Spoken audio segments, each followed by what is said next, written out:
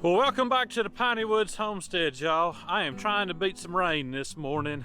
I drug in yesterday evening after doing a light clearing job for a fella. About 30 minutes away from the homestead. I don't really like going that far away, but you go where the work's at sometimes, guys. But this morning, I've got to get a tree down. I got a cedar that's leaning, fell over in a windstorm, right on some hog fencing. That's got to come out before this next batch of weather comes in this morning. Thought I'd take you down here to show you off our last pig, y'all. The last one we've got to process if it'll turn cold again, y'all. We've gone from fall to a day or two of winter to spring all winter long, it seems like. It's just the way it is. Guys, thanks for stopping in at the Piney Woods Homestead. Hit that like and subscribe if you hadn't. And if you have, as always, y'all, we appreciate you. And there's the rain. There's the rain. As soon as I get started, there's the rain. Hey, Whiskers. Come on.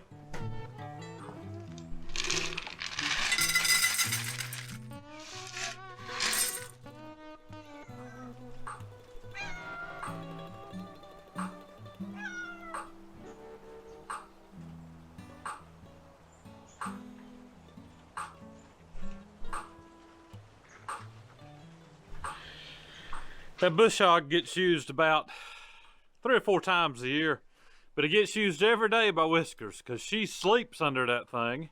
If she's not under a log deck out here, she's under that bush hog. The rain has started. Maybe I'll get a little slack in it here in a minute and I can get down here and get this tree off of this fence. I don't know, y'all. Weather doesn't always cooperate around here. That's just the way it goes, guys.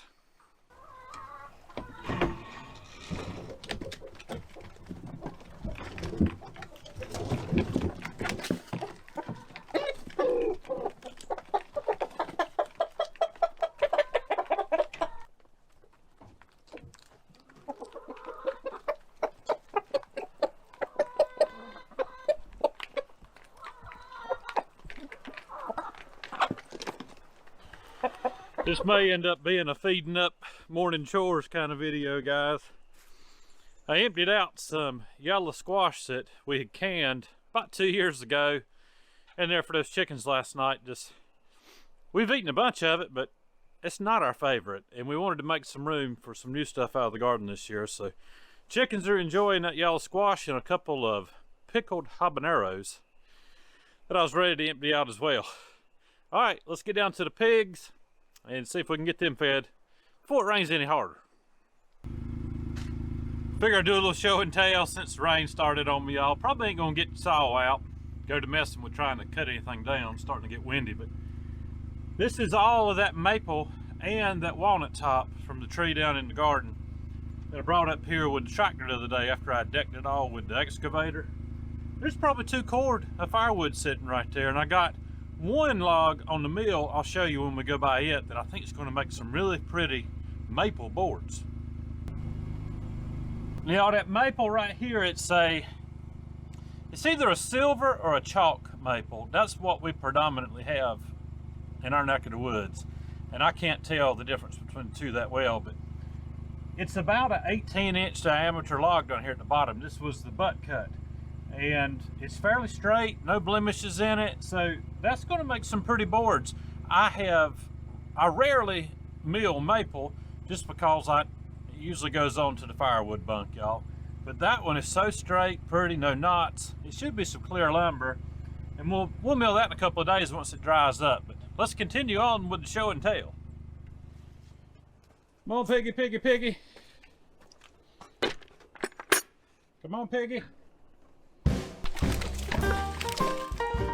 Come on, piggy. Come on, piggy.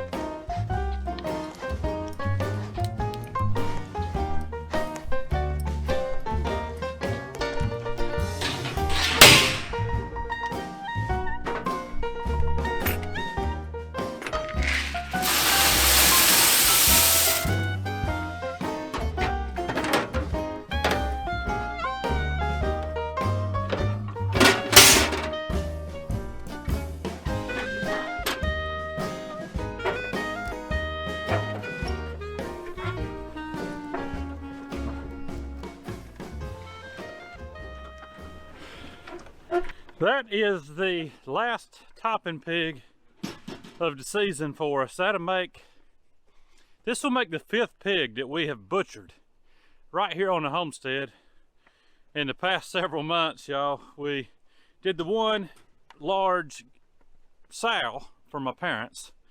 We did a barbecue pig. We did another pig for friends and family. Let's see. We did one the other day for Lisa and I, and this one is for Lisa and I.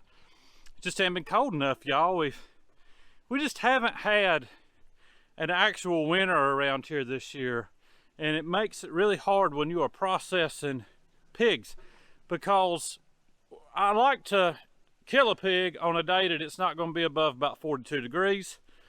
I like to do it in the evening, and then we put it on clean plastic in the back of Lisa's pickup truck or the Gator, and wrap it up in clean plastic sheathing, and then pack bags of ice on it so it will rapidly cool down overnight, firm up, and then we can work it the next day and not have to worry about being in such a rush to get it all done while the weather is nice and cold.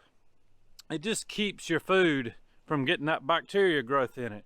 And as soon as you start undressing one of these pigs, if it is too warm, bacteria will grow, y'all, if the weather is too warm. So we have to wait on the weather around here, and it's hard to do that sometimes. And if you're raising pigs like this and you're working a 9-to-5 job or any kind of job really, and the weather hits just right, you better plan on making some arrangements to get your pig done if you're going to do it yourself. It doesn't always work out that it's just going to happen on a weekend for you. Sometimes it does, but most of the time it doesn't, guys. And y'all, eventually, as time goes on, Lisa and I will probably start using an actual processor for our pigs. We're not breeding this winter because we've got enough pork in the fridge to last us for a year and a half. We'll breed Dixie again probably about November of next year, so we can have pigs a little bit sooner and try to beat this weather. Normally, we can pretty much guarantee that January, February is going to be good hog killing time around here, but it's just not been the case. And so December was actually our best time. So we're going to try to have pigs ready to process in December on the next go round. But as time goes on, we will probably start doing like the majority of folks and just booking a processing date well in advance and getting it done. But right now, this is how we do it, guys, because we have such good quality control over what we're doing, and we can make the sausages that we want to make with the seasonings we want to use with clean ingredients. And basically we can get all the cuts that we want to, exactly the way that we want them, maximizing every bit of the yield off of those pigs. So we always tell folks, if you hadn't ever done it before, do it. You'll learn. Trust me, you will learn the more you do it.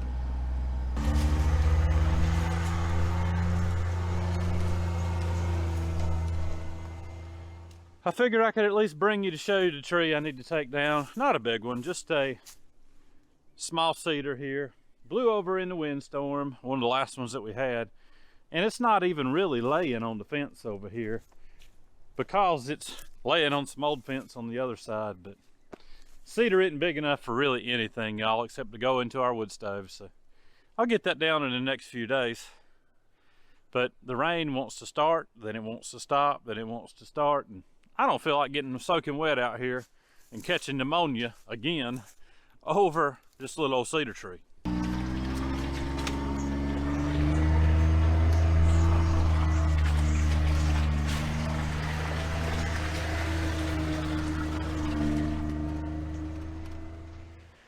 A little bit more show and tell as the rain keeps coming down and I'm fixing to get out of it, y'all.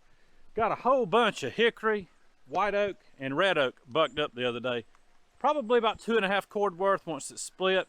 Lisa and I got to get this wood yard number 1 filled back up so we can get on to wood yard number 2. And hopefully, if things go the way I would like for them to, but who knows, it's raining today. Didn't go as I had planned. We'll get wood yard number 3 maybe going this summer. Guys, check out the website. Lisa's got brand new candles that she has been working her little heart out at getting prepared for you guys. All new scents. Check them out. I think you will really be impressed with what she has come up with, and everything's at a good value that folks like you and me can afford. Guys, y'all have a good day, a great week, and Lord willing, and the creek don't rise too high, and we can get some more pretty weather to do some work. Guys, we'll see you on the next one.